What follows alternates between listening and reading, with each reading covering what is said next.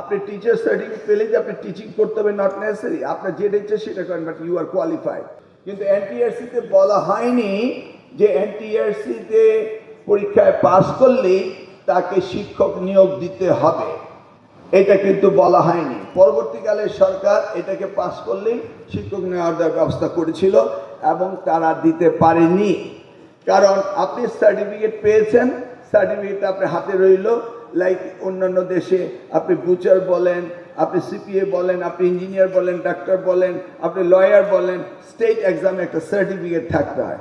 Certificate থাকলেই যে আপনি ল প্র্যাকটিস করতে হবে নট নেসেসারি, আপনি টিচার সার্টিফিকেট পেলে যে আপনি টিচিং করতে হবে নট নেসেসারি, আপনার যেটা ইচ্ছে সেটা করেন, বাট ইউ আর কোয়ালিফাইড। আমি বলেছিলাম for 3 years this certificate is valid, কিন্তু লাস্ট গভর্নমেন্ট এটাকে এমন এক অবস্থা করেছে, একদম ডাল খিচুড়ি বানিয়ে দিয়েছে।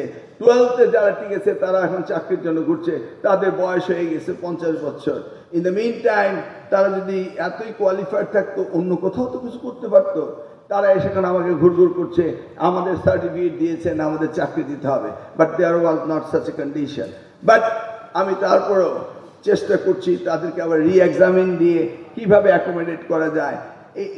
লট অফ ইনডিসিপ্লিন ক্রিয়েট করা হয়েছে, এটা কিন্তু ক্রিয়েটের কোনো প্রয়োজন ছিল না। বুঝতে পেরেছেন এনটিআরসি সম্পর্কে?